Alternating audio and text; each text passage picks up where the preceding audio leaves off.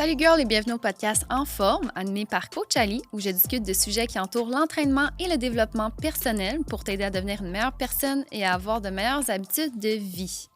Petite mention si tu les remarquer, si jamais tu as envie de t'enregistrer un podcast, je suggère fortement le studio Les Remarqués. Il est situé à Laval. C'est une équipe d'experts et dis-toi que le studio est tout simplement de toute beauté. C'est ici que tu veux t'enregistrer. Donc aujourd'hui, je vais aborder une question qui me revient régulièrement auprès des filles que j'entraîne. La question, c'est comment je fais pour revenir d'un week-end de laisser aller? Comment je fais pour revenir à ma routine? C'est sûr qu'il y a une progression à faire. Il faut revenir à sa routine, c'est important. Puis moi, je suis une coach que je valorise beaucoup les moments de laisser aller. C'est important que ce soit occasionnel. C'est important de justement se dire que ça fait du bien de décrocher de la routine, de faire en sorte qu'on puisse enjoy aussi ces week-ends-là de manière à être positive. Donc, moi, je suis vraiment très. J'encourage beaucoup ça de manière à ce que ça reste occasionnel. Pas trop régulier, tu sais, pas une fois par 2 semaines ou, tu sais, plus une fois par mois, puis un petit peu plus extensionné de ça. Je pense que ça peut être pertinent, puis c'est correct d'avoir ces week-ends-là. On les a tous. Souvent aussi, quand c'est le temps des fêtes, quand que c'est notre fête aussi, bien, on va se laisser aller, on va aller tomber dans l'alcool, on va vraiment manger aussi de manière plus extensionné. Des fois, on ne va pas déjeuner du tout, on ne va pas dîner, puis on va juste souper. Des fois, on va aussi manger des aliments qu'on mange jamais dans nos habitudes du quotidien. Donc, je trouve que c'est intéressant d'en parler. Puis, je veux faire un parallèle aussi avec des week-ends de laisser aller versus des week-ends qui sont destructeurs. La différence entre les deux, c'est que le week-end de laisser aller, on revient à notre routine ensuite. Un week-end qui est destructeur, bien, c'est un week-end que ça va complètement détruire notre routine, puis on va avoir de la misère à réintégrer, puis finalement, bien, ça va durer beaucoup plus longtemps que juste un week-end. Fait qu'à ce moment-là, ça vient vraiment briser le lifestyle qui est sain. OK? Fait qu'il y a vraiment une grosse différence entre les deux. Il faut savoir faire la distinction.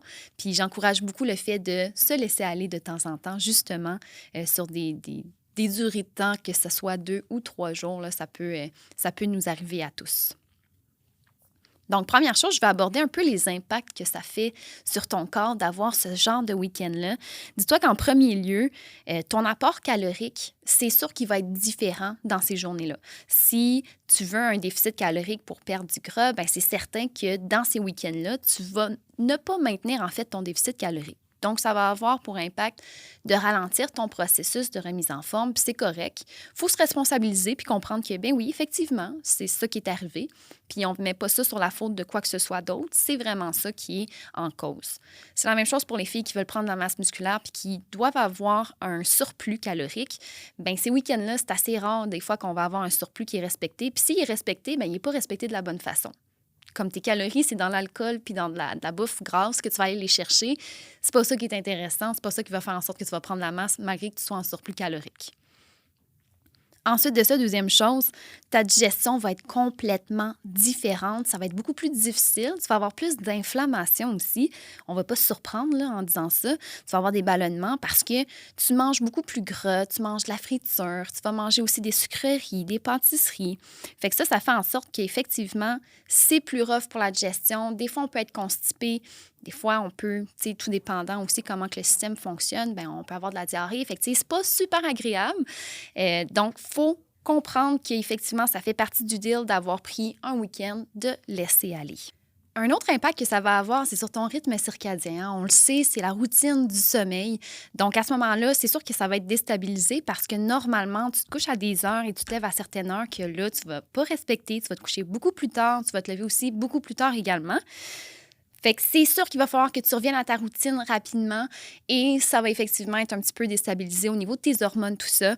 Donc, ça a cet impact-là. Puis, en parlant d'hormones, bien, la quatrième cause aussi que ça peut faire à ton corps, ton insuline. OK? Souvent, on va boire beaucoup d'alcool, on va manger des pâtisseries, des bonbons, du chocolat. Bien, ça va faire en sorte que ton insuline aussi va avoir des gros pics, mais des grosses baisses d'énergie. OK? Méga baisse d'énergie. Des fois, on se dit, hey, voyons, j'ai passé le week-end à être étendu sur un divan, à rien faire, à gamer, à genre écouter la TV, puis à manger. Mais ce que tu as mangé, ça t'a pas bien nourri. Puis ce que tu as mangé, bien, ça a déstabilisé tes hormones, entre autres ton taux de glycémie, qui a fait en sorte que bien, c'est pour ça que tu n'as pas d'énergie, puis c'est pour ça que tu sors de ce week-end-là, puis tu ne te sens pas énergisé. Là. À l'inverse, tu te sens comme toute mollasse. Okay? Fait que ça a un très, très gros impact aussi. 5e chose, mauvaise hydratation. Hein. Souvent, on va remplacer notre verre d'eau du matin par un café, puis le soir, on va prendre de l'alcool ou on va juste tout simplement oublier de s'hydrater de la bonne façon. Hein. On sait que l'eau, c'est hyper important. Donc, tu vas avoir de la rétention d'eau. Ça se peut. Là. Des fois, tu sors du week-end, tu es comme « Oh mon Dieu, j'ai pris 3 livres! » Ce 3 livres-là, c'est de la rétention d'eau, OK? Fait que juste te rappeler que c'est pas du gras que tu as pris nécessairement. Honnêtement, un week-end qui est destructeur pourrait te faire prendre du poids, mais un week-end de laisser aller, ça ne va pas te faire prendre du poids. C'est de l'inflammation, c'est de la rétention d'eau que tu vas avoir pris à ce moment-là. Puis, 6e chose que ça va t'impacter, c'est le fait d'avoir été sédentaire. Okay? Parce que normalement, le week-end, tu vas sûrement inclure un petit entraînement par-ci, par-là. Puis là, ce week-end-là, tu t'es laissé aller, tu t'es pas entraîné. À moins que tu t'ailles peut-être danser, ça se peut, ou que tu as pris un temps pour aller marcher, ça serait vraiment intéressant. Mais normalement, quand on se laisse aller, on fait vraiment rien. On est sédentaire à ce moment-là, fait que c'est sûr que ça a un certain impact au niveau de les calories qui sont brûlées à ce moment-là.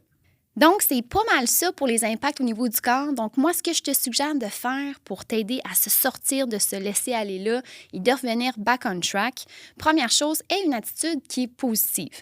Ça sert à rien de te taper sa tête puis de faire comme « Oh my God, je me suis donc bien laissé aller puis j'aurais dû faire attention à ça, si ça. » Regarde, ce qui est arrivé est arrivé.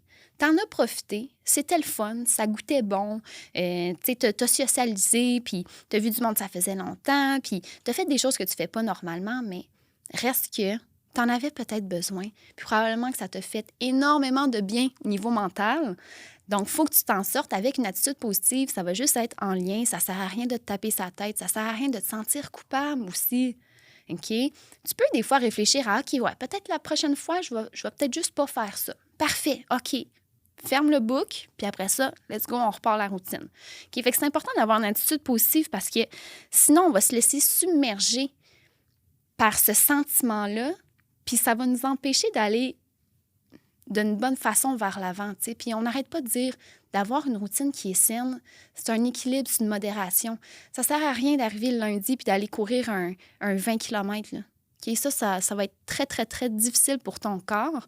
Ça ne sera pas de la bonne façon, puis ça va être extrêmement nocif, OK, sincèrement. Puis ton corps, déjà qui a pris ça relax en fin de semaine, tu vas lui donner un gros choc, tu vas être méga courbaturé, ça va avoir pas d'impact négatif qu'on veut pas, en fait.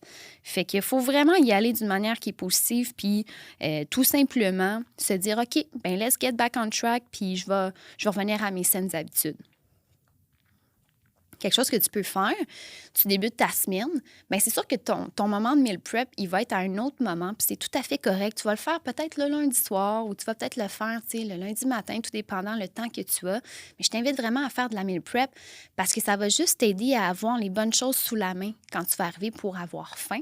Puis ça va t'aider aussi à réduire l'inflammation parce que là, tu vas bien te nourrir. Tu sais, même ton niveau d'énergie va être meilleur parce que tu vas manger des bons aliments, tu vas manger plus de fruits, plus de légumes. Fait que tu sais, la meal prep, là, c'est pas obligé d'être des estiques de gros repas. Ça peut juste être de t'avoir préparé des crudités, d'avoir coupé tes légumes, d'avoir préparé tes petits déj d'avance, des œufs à coque, des omelettes, juste de manière à ce que ça soit super simple puis que ça te sauve la vie rendu dans ta routine puis que tu as à travailler puis que tu n'as pas beaucoup de temps, c'est sûr que ça va beaucoup, beaucoup aider. Puis sincèrement, c'est pas à négliger, puis ça va te faire du bien de revenir à ça, justement.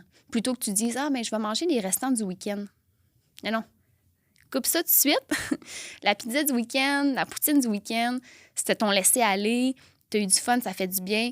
Mais là, reviens à tes habitudes, on coupe ça quand même assez direct. Puis en parlant de couper ça assez direct, reviens à ta routine du sommeil. OK, ça, c'est mon 3e point. Reviens rapidement, OK? S'il faut que tu te réveilles à 6 heures du matin, snooze pas, réveille-toi, let's go. Parce que plus tu vas snoozer puis que tu vas retarder ton réveil à toutes les semaines, tu vas pas récupérer ton rythme circadien. Là. Tu vas pas retourner dans ta routine que tu avais avant ton week-end de laisser aller. Faut qu'au contraire, tu coupes ça tout de suite. Même chose le soir. Ça se peut qu'à 10 heures, tu as les yeux grands ouverts puis tu te dises « Waouh, je suis vraiment pas fatiguée. » Écoute la méditation, fais des choses qui vont t'aider à te relaxer, hein? Tamise les lumières au maximum, lis un livre, prends ça relax, fais de la zoothérapie, flatte tes animaux. Ça va t'aider à rentrer dans ce rythme-là puis faire en sorte que tu vas retrouver aussi ta routine plus rapidement que si tu es là à 10 heures du soir, puis tu dis « Ouais, ben, je suis pas fatiguée », puis là, tu games devant un gros écran ou tu écoutes la télé avec un suspense, un film de suspense que genre t'es full dedans puis que t'es zéro en train de te reposer. Fait que ça aussi, c'est un incontournable. 4e point, reprends tes habitudes aussi de repas. OK, ça allait un petit peu avec le 2e point, justement.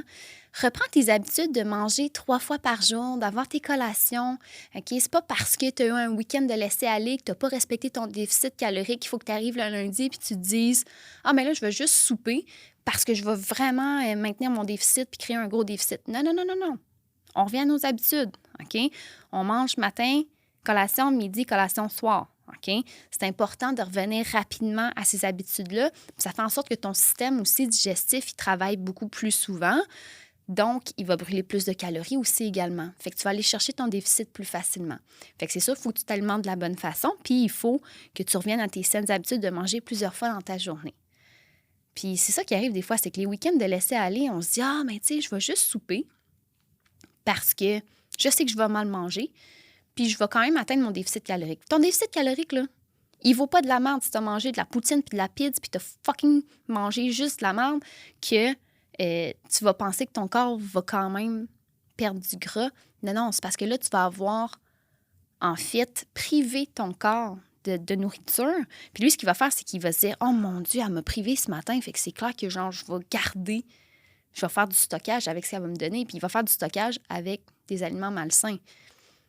Fait que ça, c'est un couteau à double tranchant. Fait que quand tu arrives le lundi, tu ne manges pas des restants du week-end, puis tu manges plusieurs fois dans ta journée pour repartir ton système digestif.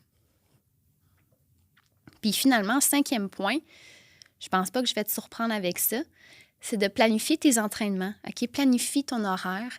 Planifie en fait tous tes rendez-vous. Ça va vraiment t'aider. Puis déroge pas à tes entraînements. OK? Des fois, c'est facile de se dire « Ouais, mais là, j'ai pas d'énergie. » Puis le week-end, il a été rough. Puis là, finalement, tu vas aller au gym. Tu vas te rendre compte que « Oh my God, ça a tellement fait du bien. » Il y a personne qui regrette d'avoir été au gym. Le seul regret que tu peux avoir, c'est de ne pas avoir allé. OK? De ne pas y avoir été. Donc, on va au gym, on se pointe. Peut-être que nos entraînements vont être moins bons parce que normalement, on est pimpante d'énergie puis que là, c'est un peu rough suite à ce week-end-là. C'est correct. On va donner notre maximum à ce moment-là de notre intensité qu'on est capable de donner. Mais au moins, on se pointe, on y va, puis on vient dans notre routine, on vient dans nos pantoufles. OK? Donc, c'est vraiment important. Puis, tu peux même, quitte à faire d'autres styles d'activités, tu peux faire du yoga, tu peux faire de la méditation, essayer le pilates, tu sais, faire des choses qui sont peut-être moins intenses que le training que tu fais normalement, mais quitte à ce que tu fasses quand même une activité qui est physique. Fait que moi, c'est ce que je te conseille vraiment, c'est de revenir le plus rapidement à tes saines habitudes. Puis c'est correct, aie du fun ce week-end-là, prends ça relax, mange ce que tu as envie, parce que c'est ça qui est important, c'est un équilibre de 80-20. OK? Puis ça se peut que ce week-end-là, ça soit ton 20 %, puis quand tu reviens à tes saines habitudes, bien là, tu retombes dans ton 80 pour les 5 prochains jours. OK? Mais dis-toi que c'est toujours un certain équilibre. Fait que tape-toi pas sur la tête, reste positif, puis dis-toi que c'est tout à fait normal. Même nous, les coachs, on fait ça. OK? Puis moi, personnellement, j'entraîne personne pour aller sur un stage puis faire du bodybuilding. Je suis pas quelqu'un qui encourage ça. Fait que si toi, c'est pas ton objectif, là, on s'entend dessus, tu as le droit, puis il faut que tu aies du fun, puis et du plaisir. OK? Tape-toi pas sur la tête, s'il vous plaît. Fait que c'est pas mal ça. Je pense que ça arrive à point aussi avant le temps des fêtes d'écouter cet épisode-là.